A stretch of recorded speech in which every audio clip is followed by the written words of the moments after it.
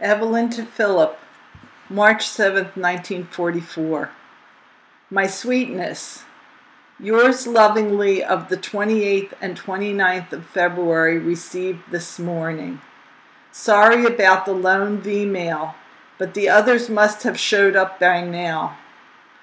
I sure hope your luck was good on your investment. You, as well as I, feel badly about that 2-day pass. Please try to figure your money more closely to provide for the future.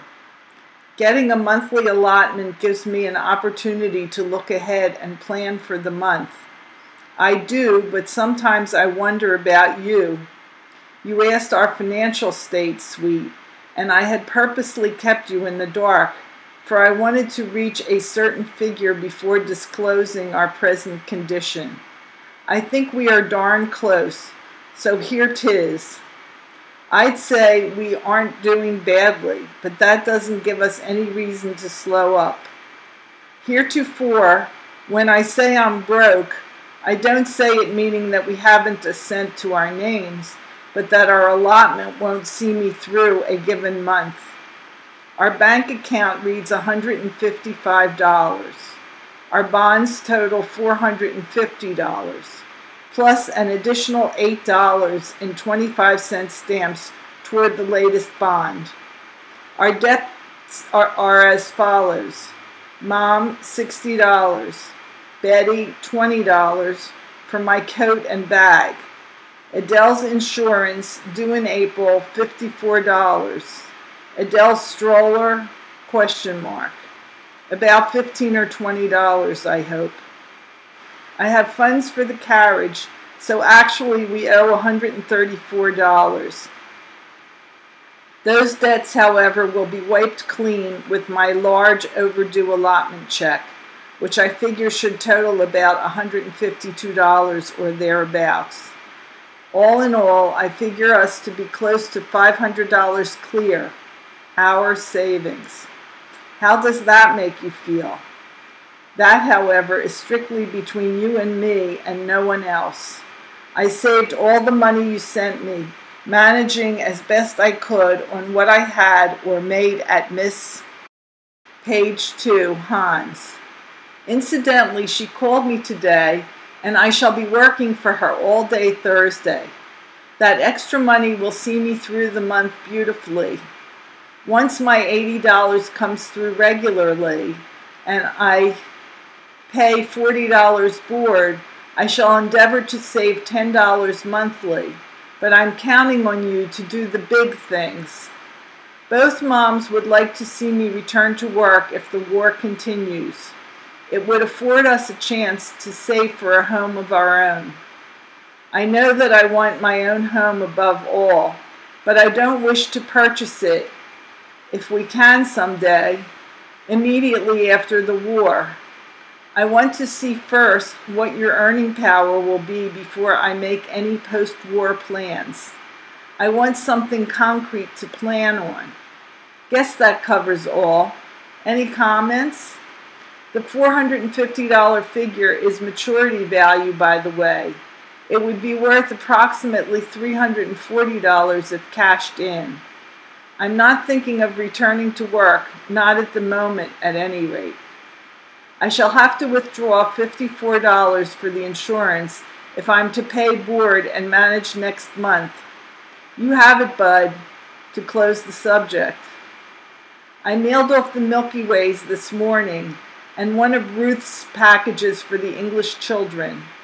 I got the latter through on your request for razor blades. If you're wondering what to write to fill up space at times, please remember to request chocolate. I can't send packages unless I have requests, and I doubt if I have more than one on hand at present. I expect to have the candy I ordered from Ray shortly, and that will start off the next package. Ethel felt the baby drop, and I think the latest chase will make its appearance most any Page 3 day. I shall have to return Ethel's high chair before Adele's finished using it. I don't care, for my mother has a friend who has one down her cellar and told my mother she could have it. I understand it's a nice one, all wood with a leather seat and in good condition. I'll need it till she's past 2, and that will see me through. That takes care of a carriage and a high chair, and I feel lots better. I doubt if he'll meet up with Milt, for I hear he's headed for the Pacific. I have my fears about him, more so than for any other one we know well, except Harry W., for infantry was never to my liking. B. Brown will be 16 on March 11th and is a regular glamour babe. March 18th is Goldie's 23rd birthday, so try to remember it in one of your letters. By the way, did you ever get that letter off to her father?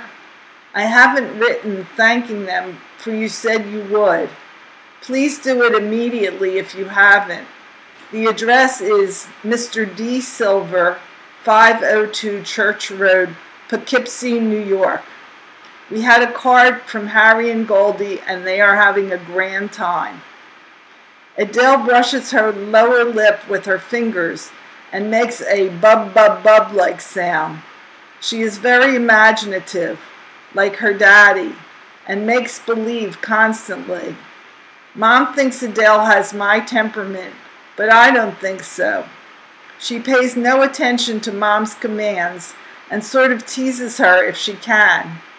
Adele listens to me, though I must be extremely firm. I can't help spoiling her myself, but those occasions are fairly far between. I give her plenty of love. You ought to know. As much as I am privileged to shower my love on her. Page 4.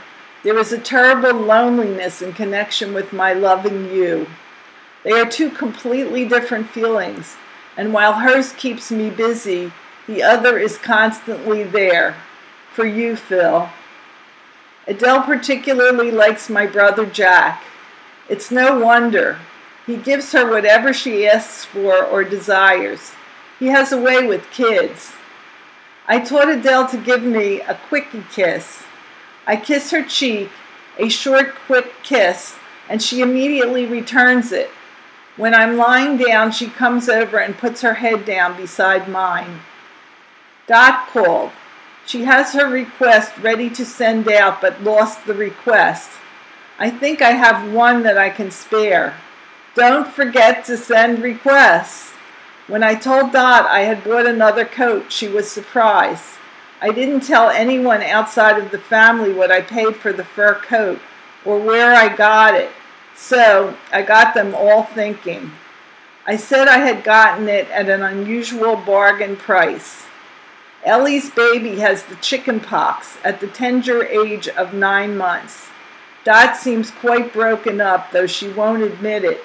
I'm afraid I know her too well. She can't kid me, and I think she knows it. You said in your letter of the 29th that you dreamed of me and played a dirty trick on yourself. What was it? I'm all ears. I thought the asterisk stood for home and all that it implies, but now I don't know. Am I right? I hate to be teased, as you well know. Come on, baby, out with it. Oops, better put it back.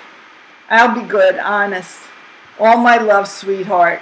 Your Chippy. Philip to Evelyn, March 7th, 1944. Ev, dearest, received yours of 15th February with Ann Furr's letter enclosed. The mail situation gets no better. After I receive your letter of February 25th, I get one 10 days older. Do you wonder that I'm all mixed up? Lucky Yale and Shirley to be able to get a furlough every few months. But we are luckier, Ev, in many ways. I'm sure you appreciate what they are. So do not envy anyone anything, for in all likelihood, you are more to be envied. After a typically routine day, Burdine and I went to the movie to see Miracle of Morgan's Creek with Betty Hutton and Eddie Bracken. I enjoyed this one immensely and was sore from laughing afterwards. It was just one hilarious situation after another, and the theater was in an almost constant uproar. Betty Hutton is as sweet and appealing in some scenes as she is rowdy and boisterous in others. She has a wonderful sense of dramatics and humor, a rare combination.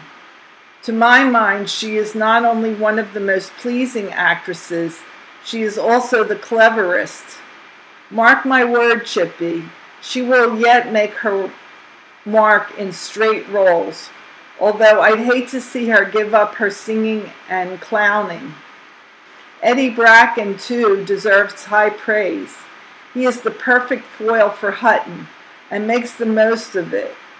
His performance, always good, is exceptional in this picture. The story itself is both clever and original. I wouldn't spoil it for you by telling you about it. If you can possibly manage it, sweet, see it.